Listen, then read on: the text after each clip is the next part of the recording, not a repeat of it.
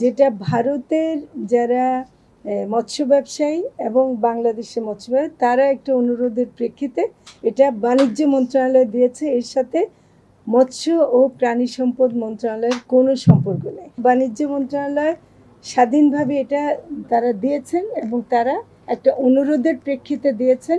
দুর্গাপূজা, ভারতে দুর্গাপূজা উপলক্ষে বিশেষ অনুরোধ ছিল, সেই অনুযায়ী তারা করেছেন। সেটা তাদেরকে আমি তো জোর করতে পারি না।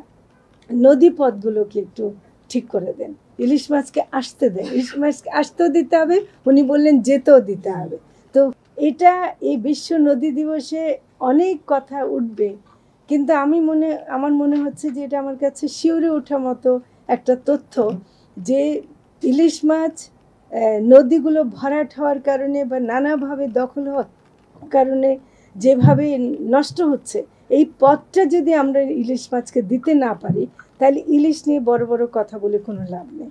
13ই অক্টোবর থেকে 3রা নভেম্বর এই ইলিশের প্রজনন মৌসুমে যে আহরণ বন্ধের একটা নির্দেশনা থাকবে এবং এই সময় আমাদের যারা আইনশৃঙ্খলা রক্ষাকারী বাহিনী আছেন, নৌবাহিনী আছেন, আমাদের কোস্টগার্ড আছেন, আমাদের বিজিবিও আছে এবং যারা যারা জড়িত, এবং এই সময় যেন কোথাও থেকে মাছ অন্য কেউ আহরণ না করতে পারে। এবং আমাদের যারা জেলে সম্প্রদায় আছেন বা আহরণ করছেন, যারা এর উপর জীবিকা নির্বাহ করেন, তারা যেটা দাবি করেছেন এবং তাদেরকে দেয়া হয় একটা, তাদেরকে মাছের সময়টা দেয়া হয়, একটা সহায়তা দেওয়া হয়, যেহেতু তারা মাছ ধরতে পারবেন না, তাদেরকে একটা সহায়তা দেওয়া হয়। সেটা তারা দাবি করেছেন যে আরেকটু বাড়াতে। আমরা এখন 25 কেজি চাল দেওয়া হয়, কিন্তু সেটাকে আমরা যদি সম্ভব হয় আমরা আলোচনা করে অবশ্যই বাড়াবো।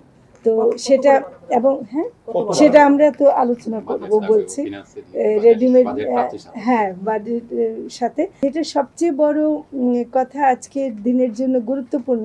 আজকে বিশ্ব নদী দিবস, কিন্তু একই সাথে বিশ্ব নদী দিবসে আমরা জানতে পারছি যে ইলিশ মাছ সাগর থেকে নদীতে আসতে পারছে না। এটা এই বিশ্ব নদী দিবসে অনেক কথা উঠবে, কিন্তু আমার মনে হচ্ছে যে এটা আমার কাছে শিউরে ওঠা মতো একটা তথ্য যে ইলিশ মাছ নদীগুলো ভরাট হওয়ার কারণে বা নানাভাবে দখল হওয়ার কারণে যেভাবে নষ্ট হচ্ছে, এই পথটা যদি আমরা ইলিশ মাছকে দিতে না পারি তাহলে ইলিশ নিয়ে বড় বড় কথা বলে কোনো লাভ নেই। তো সেজন্য আমি বলছি যে আজকে আমাদের এই দিকটাও ঠিক করতে হবে। বিশ্ব নদী দিবসে যারা এই নিয়ে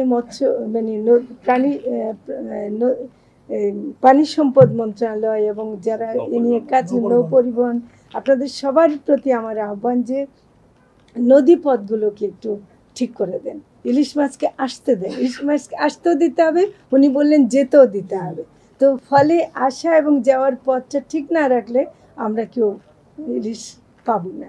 কিছু জিনিস পরিষ্কার হওয়া দরকার। একটা হলো যে গতকাল যেটা করেছে সেটা বাণিজ্য মন্ত্রণালয় দিয়েছে, অনুমোদনটা দিয়েছে